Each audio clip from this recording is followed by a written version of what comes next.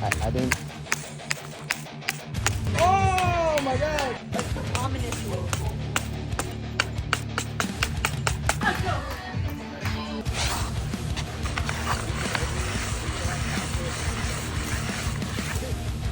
Welcome back, everyone. It's 2025, and this year I plan on making a brand new pair of slider gear. So for this year, my plan with the slider gloves is to pretty much go the same based on last year, where these are my last year's gloves, where I had, these fingertips, and then the sparking plates. And it's pretty simple to make. Yeah, this one's coming off. But I'm going to show you how to make them this year, because last year I just made a video about it, so let's make it this year. So for this year, I just wanted to make a glove that's higher quality and that has more grip. Just my personal opinion. I personally would grab one that has more grip, but it's up to you. And yeah, these obviously would not match like any costume. These are completely yellow. I mean, I don't really care, honestly, but usually people use black or gray gloves, sometimes white. But yeah, I found these at Lowe's and I was like, okay, these look like they'd be really good for the grip. And they're actually not too bad of a price. And like Home Depot, I'm pretty sure it's a lot more expensive. You'd pay like $30-40 for this, but I paid like $19.99, so it's really not too bad. So it's a mechanic's glove, but I think it would work perfect for sliding. So yeah, first you're gonna need a set of hardware electrician gloves, mechanic gloves, anything that's like non-flammable, good for being around sparks, you know what I mean? And then doesn't matter which brand, but you could grab some sanding belts. I chose green this year. Last year I had red. I mean, I don't know. So any kind of sandpaper would be great. Anything that's under 40. So last year I had 32. This is 40, so it's slightly less grainier, but it's still perfect. It'll still do. And anything that looks like almost like gravel, it'll work perfect. And this part is all up to you, what you want to do for the fingers. Like you can see, last year I decided to go and make my own because it's a lot cheaper, and it's actually pretty cool to make your own fingertips. So I decided to make my own. They don't look that great. Maybe this year they look better, but yeah, these are my fingertips that I used. And then my first gens, I have a video on my channel. It's been kind of swapped around with different things over the years, so yeah, here are the conduits. But I feel like conduits are like around $2-3 each, maybe less, but it's, at least at my Lowe's or Home Depot, they're almost like $3 each piece. So I think it's definitely a better deal to make your own. But yeah, in this one I used a puck. It's not that great, honestly. I could have got a better puck, but yeah, you could go like this, where you can decide what you want to do for the palm and what you want to do for the fingers. This year I'm going to go the same, and I'm going to use flex tape. So this is flex tape. You can literally buy this for like $5. I got this for $5 on I believe Lowe's. So my friend let me use some of his last year, but I completely used it up. But this is a new roll, kind of new, so yeah, that's that one. And then it's optional if you use a puck, but I'm gonna continue using my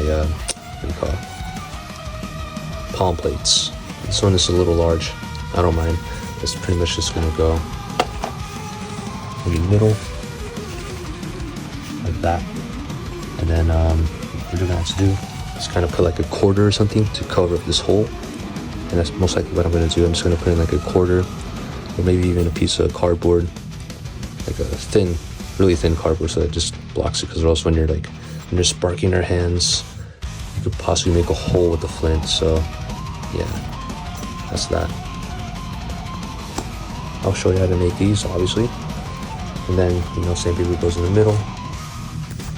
And then this is also totally optional. I decided I'm gonna use them again this year. Just have 2 left, but I'm gonna use the Jets replacement spark pads, where I'm gonna put them on the thumbs. So why not, have a sparking thumb. Just look how beat up that is. See, there's a penny in there. It's a lifesaver. Honestly, because or else you could have really ruined it. And most importantly, if I haven't mentioned, you're gonna need flint rods. I just grabbed a random one, but you know, you'd need like at least 4 of these. And you'll have to kind of shave them down until a side gets flat, so you'll be able to put it nicely on the plate. And you know, go on each side. I'll show you, but yeah, let's start building. All right, so I moved everything to a work table. So yeah, here you can see everything we're pretty much gonna need. Definitely got a new bag of flints, so I'm happy about that. These jets for you can either use them for your shoes. I made a video on that, or for your fingers on your thumb. And then your option, you can use, you know, flex conduits or flex plumber's tape. So that's what I'm using. And yeah, of course you're gonna need E6000. Then to make the sparks, you're gonna need little like sheets like this, or you're gonna have to cut them up. I already just showed one, so we're just gonna, you know, cut another one from here, and we're just gonna use the scissors for that. So easy stuff. Yeah, I'm just gonna get started. All right, so what I'm gonna do first is I'm gonna grab a flint and pretty much just scrape it on hard grounds like cement, just until it gets like a flat area. You know, just till one side becomes flat, I mean, you know, so just go like that. And try not to burn your hands. If it gets too hot, you know, take a break or put on a glove. I mean, I'm fine, but if you guys want to put a glove, then yeah, go ahead. But just scrape, and do that for both rods. All right, and the coat doesn't always have to be perfectly, you know, removed, but try to take most of it off if you can. And then once you have like that flat surface, you're gonna align them with these pucks. They're not perfect, like I said, but you know, oh, here we are. And try to get them as even as possible. You don't want to have to put it like to the edge of it, maybe like slightly below. And then you leave space in the middle. And we're gonna have to cover up this hole as well, but then we're also gonna be putting sandpaper in between like that. So with our E6000, let's forget about this first. We're going to glue in our rods like on the side that's flat, and then around it. So yeah, pretty much, you know, I'm gonna cover the part that's, you know, flattened, and then coat it around with that on both of these. And with some pliers, I'm gonna cut up this plumber's flex tape, and then I'm gonna make pieces like this. One of them that's kind of like for the side of it, and one of them for the actual tip. It's pretty much 2 pieces. So you can like slightly bend one and put that sideways, and then the other one's gonna be this way. And then I'll show you like how they look after. You'll kind of just shape them to fit your fingers good. Try to make them as flat as possible at the part. And yeah, you'll make it for all 10 fingers. And if I didn't say, obviously, you're gonna have to put E6000 on, sorry, it's kind of hard with this, on that. Then you'll glue this on top with E6000. And then you'll glue that to your fingers. Alrighty, and a while later, this is how the gloves should look like when they're finished. Well, not exactly like this, but you know, you make the way you like it, but this is the way I would make them. Paying less for the conduits, and making some really awesome extreme spark gloves, pucks, you know, so then, you know, you can spark. So yeah, this is how I make mine. If you guys find an easier way to make these with a similar or better effect, let me know. This is really cool. And I would also like to leave you guys off with a couple tips. I didn't really do it yet, but I might. So if you look at this finger here, I didn't have enough at the time, but this is my last year's glove. You can see I have this with flint on it. it'll be really cool if you put them on all of your fingers, so then it will spark your fingers as well. So it's gonna be pretty insane if you do that, which I might do. It's just that these are called triple flint strikers. They could go from like $5 to $10 for like a pack of 3. I think I remember.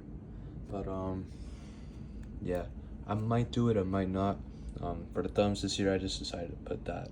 But you could also just do 2 small slabs of the, you know, plumber's tape. But or you could just go like that. So yeah, if you get the chance, you can even add tiny flints or the triple flint strikers, and you'll get even more extreme sparks from this. And also, don't go playing with it right after you make it. It seems pretty fun, but it takes about a whole day for it to really glue on.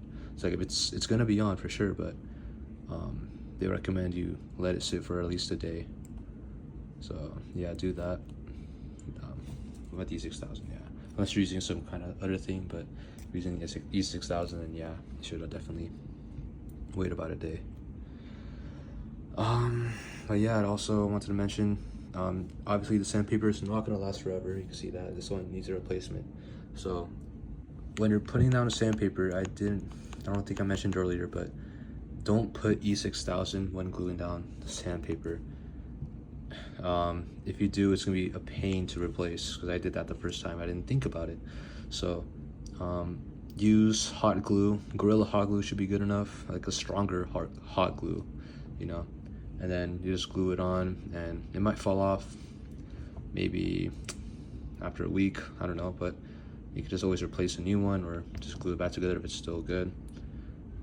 Yeah, you would know when you need to replace it. See, you can see the penny visible through this one. But yeah, have fun with them, go sliding in them. This is why it's specifically designed for sliding and just for sparking, so it's pretty cool. Yeah, see, you don't have to worry about the sandpaper touching the ground as long as your flints are thick enough like this. So yeah, let me know what you guys think, and hopefully I can make some good use with these this year. Happy hunting.